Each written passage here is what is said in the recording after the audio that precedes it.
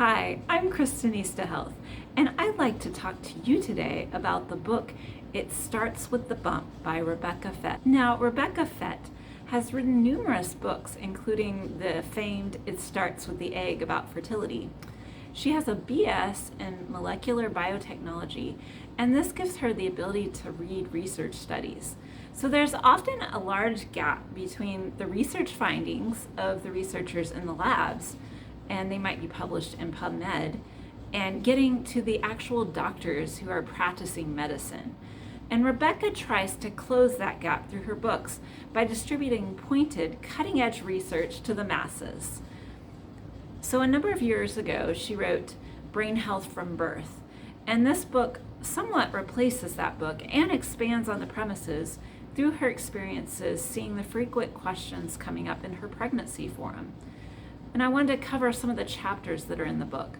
So there is a chapter on choosing the best prenatal supplement, preventing preterm birth with omega-3s, vitamin D, calcium, and magnesium, aspirin, preeclampsia, and placental health, myoinositol for gestational diabetes, miscarriage supplements and progesterone, optimizing thyroid function, iron and anemia, prenatal testing, letting go of worry and finding joy, managing pregnancy nausea, the Big Nutrition Controversies, minimizing toxins and finding balance, exercises for easier labor and recovery, pregnancy vaccine decisions, third trimester monitoring and induction, delivery decisions, breastfeeding and the formula wars, choosing a formula, newborn probiotics and vitamin D.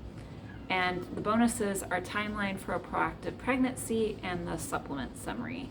So with Brain Health from Birth, you may have not been interested in all of the chapters, and it kind of seems like It Starts with a Bump is going to be similar, where you can kind of pick and choose what interests you or what you're having trouble with.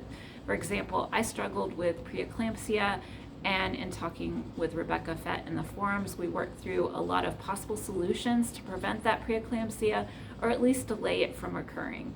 So I know that she is very concerned with all of these different hiccups that were coming up in people's pregnancies and how to resolve them. So on her website, there's also a lot of helpful things, and this is itstartswiththebump.com.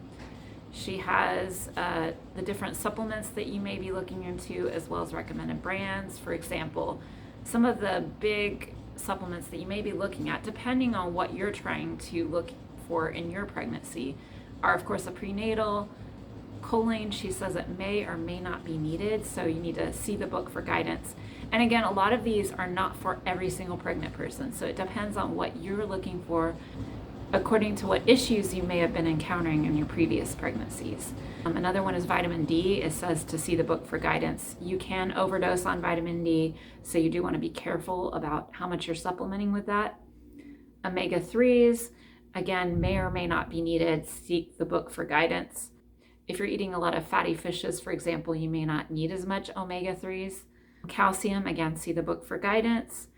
Iron, this is more likely later in the pregnancy. Again, see the book for guidance. Low-dose aspirin, again, see the book. It's not for everyone. Myoinositol, again, if you have risk factors for gestational diabetes, and you'll want to see the book on that one. NAC and CoQ10, again, not for everyone. You want to see the book on when you might consider those two supplements. Again, this is Kristenista Health. As always, please consult your doctor before you start on any supplements. Thank you and have a great day.